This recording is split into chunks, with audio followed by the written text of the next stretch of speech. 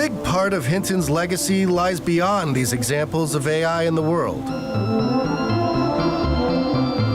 He's also inspired a legion of disciples spreading the good word of neural nets.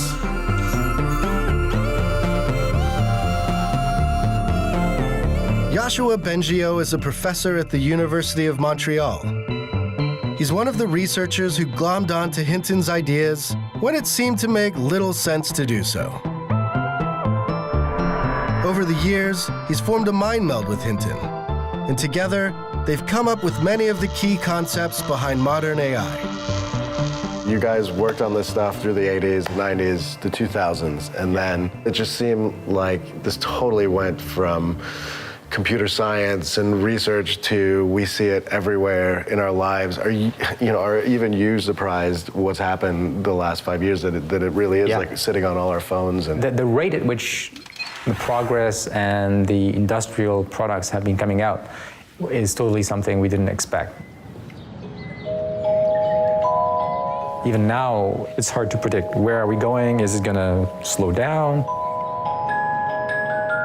Or are we gonna continue with this exponential increase? It's thanks to Yoshua that Montreal is full of top-notch AI graduate talent. This in turn has brought tech giants like Google and Facebook to town, along with their ample checkbooks. to me, it seems like if you're good at AI, you can make $200,000–300,000 a year.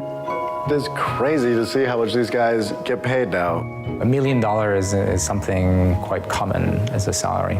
Have you ever had a country offer you an incredible amount of money to come set up a lab there? Not a country, but yeah, companies, yeah. But Yoshua has rejected the lucrative offers of big neural net. He remains committed to the ivory towers of academia, which is a better fit for his philosophical approach to AI. You've got guys like Elon Musk and Stephen Hawking that sometimes paint this technology in a very, very dark light, that it could run amok and start doing things on its own. What do you feel when you hear people say things like that? I'm not concerned about technology running amok. The Terminator scenario, I think, is not very credible. And I also believe that if we're able to build machines that are as smart as us, they're also smart enough to understand our values and to understand our moral system and so act in a way that's good for us. Now, I think there are real concerns, which is essentially misuse of AI to influence people's minds. It's already happening with political advertising. Yeah, I mean, we've already seen like the stuff from Facebook. So I think we should be careful about this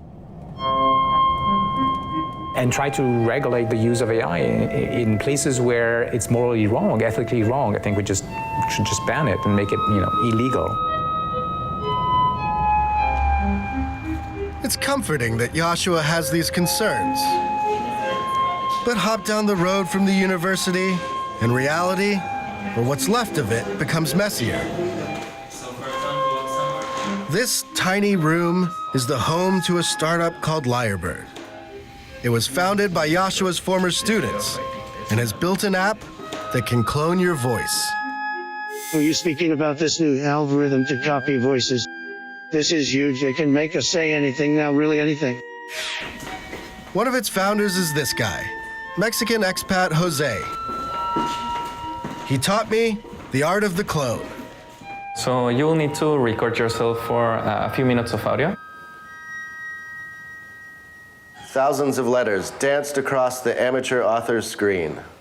When you start to eat like this, something is the matter. You guys better quit politics and take in washing. I don't know where that one came from. Okay, so create my digital voice now. Creating your digital voice takes at least 1 minute. 1 minute? My God. Yeah, so before, to create some artificial voice of someone, you would need to record yourself for at least 8 hours. Test your voice. All right, so now I get to type something. Yeah, so the moment of the truth. Okay. Once Lyrebird's AI has worked its magic, after I'm done typing, Oh, gotta spell better. any words I put into the app can be played back in my digital voice. And here's the crazy thing. even words I never actually said in the first place. Artificial intelligence technology seems to be advancing very quickly. Should we be afraid? I mean, I can definitely hear my voice in there. That's really interesting. I just picked those words at random, and I definitely did not say some of them, and it's like flawless in being able to sort of pick from just about any word and manufacture it.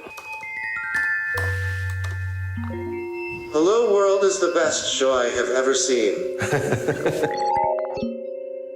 This technology seems sweet, but lends itself to all manner of trickery. I've popped back to my hotel to test out the Lyrebird technology a little bit, and you can see some really obvious ways that this could be abused. This is fake Donald Trump talking. The United States is considering, in addition to other options, stopping all trade with any country doing business with North Korea. And then you could picture somebody taking over your voice and creating some mayhem in your personal life. Now, to really put my computer voice to the test, I am going to call my dear, sweet mother and see if she recognizes me.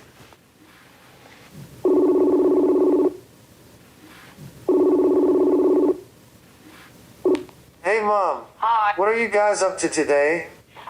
Well, it's Saturday. We didn't have any electricity early this morning, and we're just hanging around the house. I'm just finishing up work and waiting for the boys to get home. Okay. I think I'm coming down with a virus.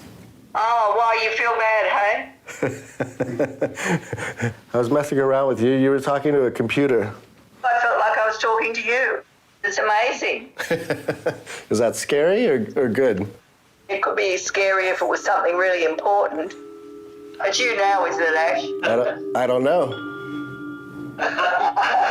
It sounds like you. Is it? Yes, it sounds like him, yeah.